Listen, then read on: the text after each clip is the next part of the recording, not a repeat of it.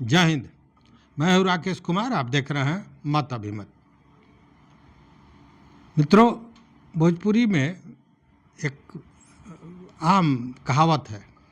कहा यह जाता है कि हम तो तोरा चौका के हरदी या मिर्चाई ले भी जानी ले। कहने का मतलब कि मैं आपके बारे में हर कुछ जानता हूँ। चौका का मतलब कि रसोई घर में, हल्दी या नमक का मतलब कि आप कितना नमक डालते हैं सब्जी में, कितना तेल डालते हैं, ये सारी जानकारियाँ मेरे पास हैं। मतलब हम आपको रग रग से पहचान रहे हैं, जान रहे हैं, समझ रहे हैं।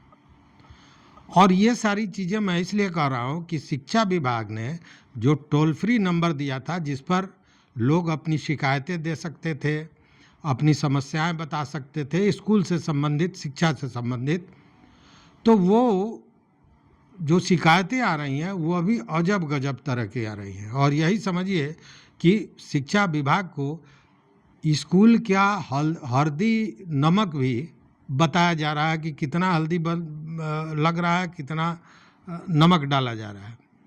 मैं बात कर रहा हूँ इन्हीं शिकायतों को। देखिए, मार्च से मई तक लगभग 446 शिकायतें आई स्कूलों की, और शिकायतें भी अजीबोगरीब, तरह तरह की शिकायत, लेकिन उसमें मैक्सिमम शिकायतें सही थी।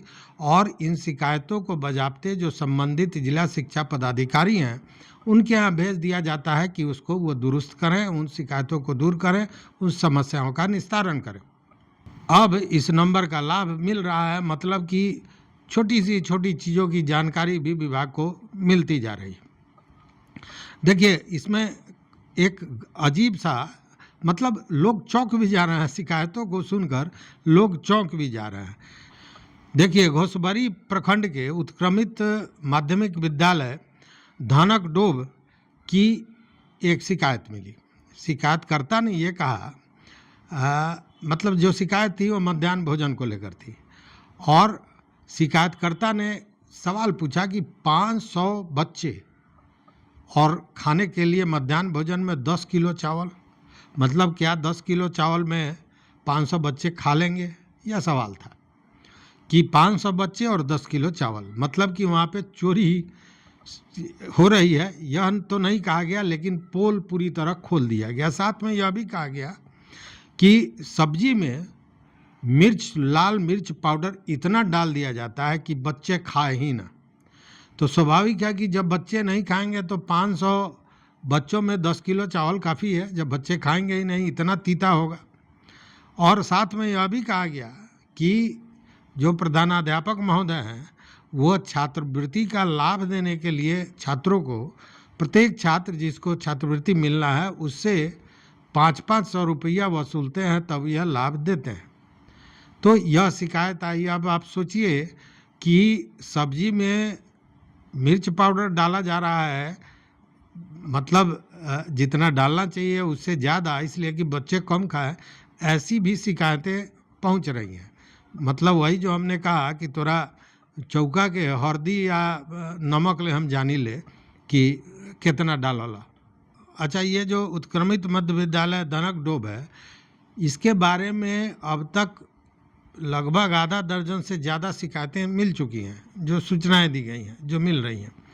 उसी तरह बिहटा प्रखंड के गुलामअली चक मध्य विद्यालय के विषय में यह आया कि परीक्षा में, देखिए यहाँ तो गजब हुआ, मतलब प्रधानाध्यापिका जो हैं वह परीक्षा में वहाँ छात्रों को प्रश्न पत्र नहीं देती है, और प्रश्न पत्र के जगह पर शिक्षकों को कहा जाता है कि वो जो मोबाइल है उस मोबाइल में जो प्रश्न पत्र है वो छात्रों को वो दिखावें, और जो छात्र को दिखाएंगे उसी आधार पर, मतलब उस मोबाइल में प्रश्न पत्र को देखकर छात्र उसका उत्तर लिखेंगे। यह शिकायत है। यह अब सोचिए कि कैसे कैसे कारनामे किए जा रहे हैं। उसी तरह मोकामा प्रखंड का हाथीदह मध्य विद्यालय है। इसमें यह कहा गया कि देखिए, स्कूलों को जो आवश्यक चीज़ें हैं, झाड़ू है, फिनाइल है और तमाम तरह की चीज़ें हैं, इसके लिए बाकायदा फंड दिया जाता है। लेकिन यहाँ पर जो प्रधानाध्यापक महोदय हैं यह तो गजब है।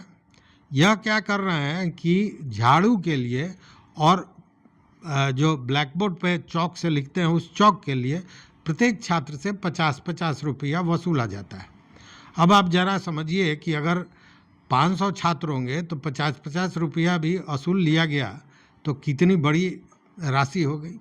तो वहाँ पे अलग धंधा चालू है। उसी तरह विक्रम प्रखंड का उत्क्रमित मध्य विद्यालय राही हिंदी है। इसके विषय में ये कहा गया कि एक ही वर्ग में, एक ही कक्षा में, कक्षा 3, 4 और 5 के छात्रों को एक साथ बैठाया जाता है और उनका क्लास होता है। अब ज़रा आप सोचिए कि बच्चे कैसे पढ़ते होंगे।